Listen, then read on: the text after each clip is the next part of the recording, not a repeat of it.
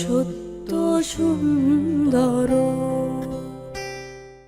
পাওয়ার parents 2026-এর বিশেষ সম্মাননায় আমরা শুরু থেকেই জানাচ্ছিলাম যে আসলে এখানে আজকের অনুষ্ঠানে যারা অভিভাবক এবং সন্তানরা এসেছেন তাদের গল্প আমরা আসলে জানবার চেষ্টা করছি। সেই ধারাবাহিকতায় এখন আছেন আমাদের সাথে আরও দুজন অভিভাবক এবং তাদের সন্তান আছেন। আমরা তাদের সাথে কথা বলবো এবং জানবার চেষ্টা করবো আসলে তাদের জীবনের গল্প।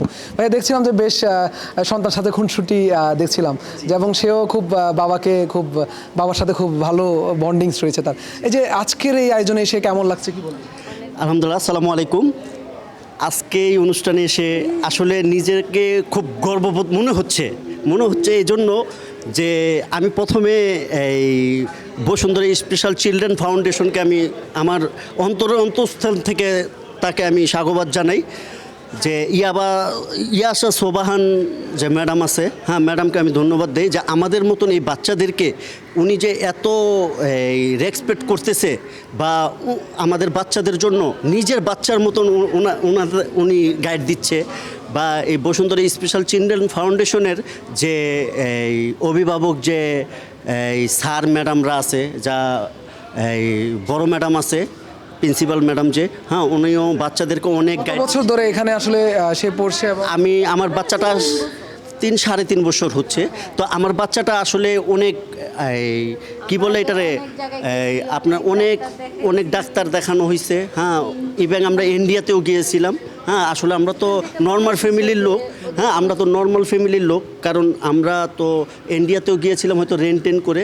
হ্যাঁ ওখান থেকে আমরা কোনো রেসপেক্ট পাই নাই। হ্যাঁ আমাদেরকে বলে দিয়েছে যে স্কুলে ভর্তি হওয়ার জন্য। তো আমার এই বাচ্চাটাকে নিয়ে আমি রেস্টুরেন্টেও যেতে পারতাম না। ও রেস্টুরেন্টের উপরে উঠা গ্লাস ভেঙে ফেলতো, কারোর খাবার নিয়ে যেত।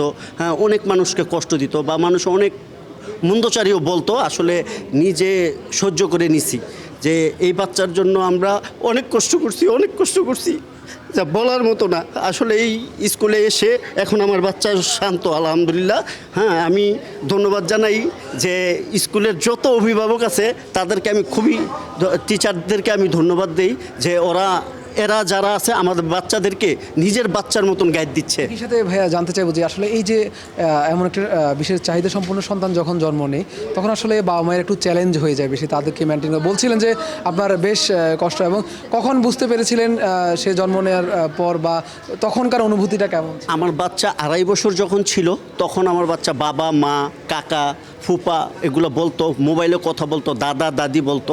তো হঠাৎ করে জ্বর আসাতে ওর আসলে একটা টাইফয়েড জ্বর এসে গেছিলো। আসার পরে আস্তে জানতে পারলাম যে এটা অটিজমের প্রবলেম। হ্যাঁ অটিজমের প্রবলেম, যে ও কথা বলে। আসলে মনের অবস্থাটা কি ছিল তখন? অবস্থা খুব ভয়াবহ ছিল, মানে বুঝানোর মতো না। অনেক কষ্ট করছি আমি। পরিবারের অন্যান্য সদস্যরা বা দেখা যায় বাবা মা ও দাদা দাদি তারা বলছে আলহামদুলিল্লাহ ঠিক হয়ে যাবে একটা সময়। তো আসলে আশা করি যে ঠিক হয়ে যাবে, এখন আমি বুঝতেছি যে ঠিক হয়ে যাবে। একটু ভাইয়া বলছিলেন যে আসলে কান্নাও করে দিচ্ছিলেন যে আসলে বেশ চ্যালেঞ্জিং এবং কষ্টের একটা জার্নিটা। হ্যাঁ অনেকে জিনিসটা অ্যাকসেপ্ট করতে পারে না, কারণ এরকম বাচ্চা সবাই মানিয়ে নিতে পারে না। ওনারা অনেক জায়গায় আমি নেইও না এখনো আমার বাচ্চাকে। একটা বিষয় হচ্ছে যে সন্তান তো আসলে আল্লাহর বিশেষ একটা নিয়ামত। সেই জায়গা থেকে আসলে আমরা আমার কাছে অনেক কিছু মানুষ তো আর ইয়ে করবে না। অনেক সময় আমরা দেখে থাকি যে আসলে মাকে দোষ দেওয়া হয়, বাবাকে দোষ দেওয়া হয়। আপনার ক্ষেত্রে আসলে ঘটেছে কিনা এমন ঘটনা? হ্যাঁ হয়েছে।